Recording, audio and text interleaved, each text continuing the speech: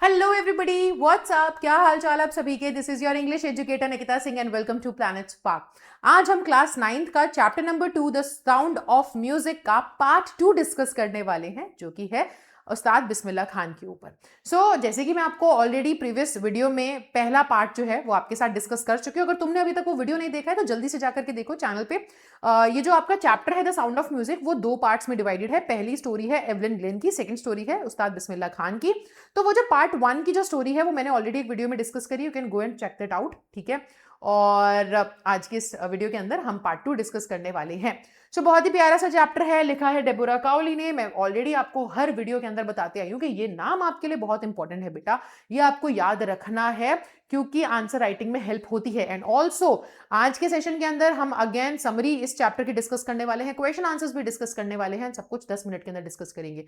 Also अगर आप हमारी ये पूरी सीरीज, मतलब आप अगर इस पूरी सीरीज को फॉलो कर रहे हो तो आपको पता होगा कि इसके और भी जो चैप्टर्स हैं, मतलब आपकी क्लास 9th के दोनों बुक्स बीहाइव एंड मूवमेंट्स के सभी चैप्टर्स को हम कवर कर रहे हैं और बाकी वीडियोस भी आपको वीडियो सेक्शन में मिल जाएंगे। अगर कोई भी वीडियो मिस हो गई है तो वहां से जाकर के देख लो, ठीक है। तो शुरू करते हैं।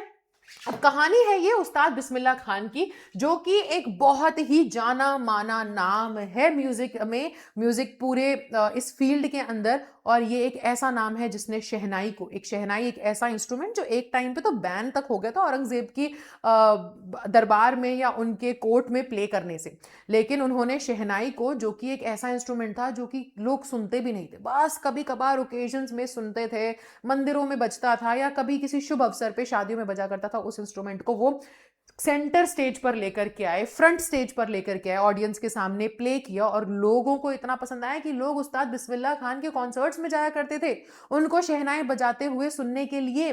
तो इतना ज्यादा पॉपुलैरिटी शहनाई को मिली इनकी वजह से, शहनाई जानी जाती है उस्ताद बिस्मिल्लाह खान की वजह से। इतना बढ़िया वो म्यूजिक क्रिएट करते थे इस इंस्ट्रूमेंट से, इतने बढ़िया म्यूजिशियन थे वो।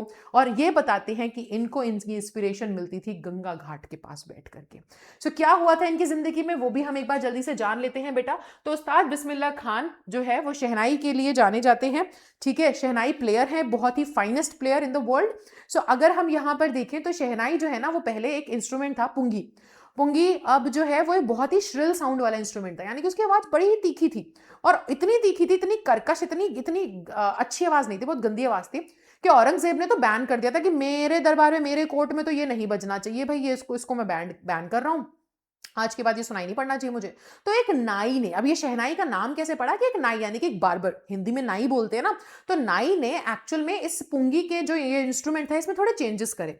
इसका जो आगे का माउथ है वो थोड़ा बड़ा कर दिया, इसके अंदर कुछ होल्स किए, और जब इसमें फूंक मारी जाए तो इसमें से ना होल को अगर बंद करो, जैसे बांसुरी के होल्स को बंद करते हैं तो उसमें से साउंड निकलती है। तो उन्होंने देखा कि ऐसे ही इस इंस्ट्रूमेंट से भी साउंड निकल रही थी और ये अब ज्यादा बेटर साउंड कर रहा था। तो वो क्या था, वो था एक नाई। अब वो नाई इस इंस्ट्रूमेंट को, जब उसने थोड़ा सा इसको चेंज किया, पुंगी को चेंज करा, ये नया इंस्ट्रूमेंट बनाया, वो इस इंस्ट्रूमेंट को लेकर के गया कहां पर, शाह यानी कि औरंगजेब के महल। और उन्होंने वहां जाके शाह को ये जो है इंस्ट्रूमेंट पहली बार प्ले करके सुनाया।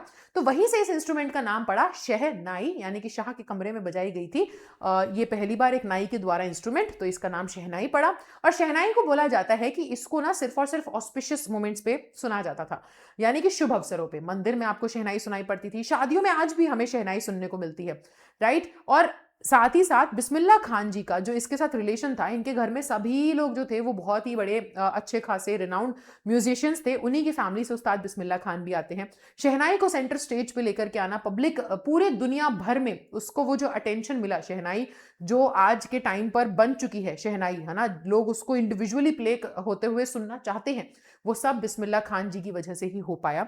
उस्ताद Bismillah Khan was the one जिन्होंने, भारत जब आजाद हुआ था 15 अगस्त 1947 में, तो नेहरू जी के सामने स्टेज पर परफॉर्म किया था, शहनाई पहली दफा बजाई थी, मतलब कि आजाद भारत में, भारत के आजाद होने पर, क्योंकि वो भी एक शुभ अवसर था।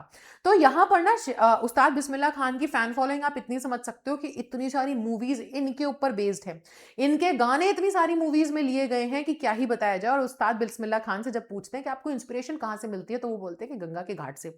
इनका एक इतना तगड़ा फैन भी था कि उसने ये तक कहा था कि उस्ताद जी आप मेरे साथ अमेरिका चलिए, मैं अमेरिका में आपको बनारस की याद नहीं आने दूंगा, जैसा बनारस है पूरा का पूरा अमेरिका के अंदर ना, वैसा एक बड़ा सा अकेडमी इंस्टीट्यूट बना दूंगा। आपको लगेगा ही नहीं कि आप जो है अपने भारत को छोड़ करके आए हैं। लेकिन उस्ताद बिस्मिल्लाह खान जी ने मना कर दिया। उन्होंने बोला कि ठीक है, तुम अमेरिका के अंदर बनारस तो बसा दोगे, लेकिन बिना गंगा के बनारस कैसा, गंगा को कैसे लाओगे? तो गंगा जो नदी है वो उसको अपना सबसे बड़ा इंस्पिरेशन मानते थे, और ऐसे ऐसे राग उन्होंने वहां पर प्रोड्यूस किए थे उस घाट पे, गंगा के घाट पे, कि लोग उसके बारे में सोच भी नहीं सकते। सो ये है हमारे उस्ताद बिस्मिल्लाह खान, और ये है हमारा कंप्लीट चैप्टर। अगर बेटा हम इसके अगर कुछ क्वेश्चन आंसर्स देखें जो कि इंपॉर्टेंट है, तो उसमें से एक क्वेश्चन आ जाता है आपका, देखो यहाँ पर ना कुछ नाम भी लिखे हुए हैं जो कि इंपॉर्टेंट है। गूंज उठी शहनाई, ये विजय भट्ट ने बनाई थी, ये भी उनके ऊपर ही बिस्मिल्लाह खान ने इस मूवी में उनके लिए म्यूजिक कंपोज किया था। तो बहुत सारे ऐसे मूवीज हैं जहां पे बिस्मिल्लाह खान ने उसके अंदर म्यूजिक कंपोज किया था, और कहीं ना कहीं इन पे बेस्ड भी थी कुछ मूवीज। अब क्वेश्चन देखें तो where was shehnai play traditionally, पहले कहाँ बजाई जाती थी और कैसे बिस्मिल्लाह खान ने इसे चेंज किया? ट्रेडिशनली शहनाई जो है वो सिर्फ और सिर्फ रॉयल कोर्ट में, है ना, एक traditional collection of music instruments के तौर पे बजाई जाती थी, नौबत नाम से, टेम्पल्स में और वेडिंग्स में। ठीक है, बिस्मिल्लाह खान ने इन्वेंट किए थे नए राग जिसकी शहनाई से, जिसकी वजह से फिर वो उसको दुनिया में वर्ल्ड स्टेज पर लेकर के आ पाए बाकी म्यूजिकल इंस्ट्रूमेंट्स के साथ।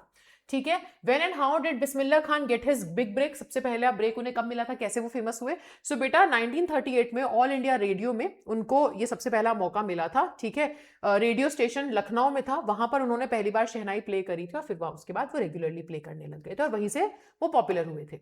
Right, so this was the lecture जो आज हमारा यहाँ पे खत्म होता है। I hope you like the video. आप अगर ये पूरी सीरीज को फॉलो कर रहे हो तो चैनल को सब्सक्राइब कर लो, और भी क्लास 9th के सारे चैप्टर्स की समरी हम डिस्कस करेंगे हमारी इन शॉर्ट सीरीज में, यानी कि शॉर्ट समरी सीरीज के अंदर इस चैनल पे। तो चैनल को सब्सक्राइब भी कर लो, वीडियो को लाइक भी कर दो। नेक्स्ट आपका अगर कोई स्पेशल डिमांड है, आप कौन से टॉपिक पे वीडियो चाहते हो वो कमेंट्स में बता सकते हैं। ऑल्सो जाने से पहले डिस्क्रिप्शन बॉक्स को चेकआउट करना मत भूलना। डिस्क्रिप्शन बॉक्स में है एक लिंक जिससे आप प्लैनेट स्पार्क के साथ एक फ्री डेमो या ट्रायल क्लास को बुक कर सकते हो।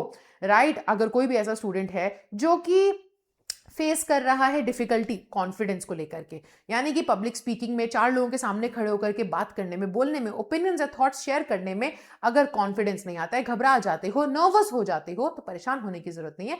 जाकर के आपकी सारी इन प्रॉब्लम्स का सॉल्यूशन उस लिंक में छुपा है। जाकर के आपको सिंपल सा एक डेमो क्लास फ्री है, उसको बुक करना है प्लैनेट स्पार्क के साथ, and you can see the change from there on. तो I will see you in the next video. तब तक के लिए bye bye, take care and thank you so much.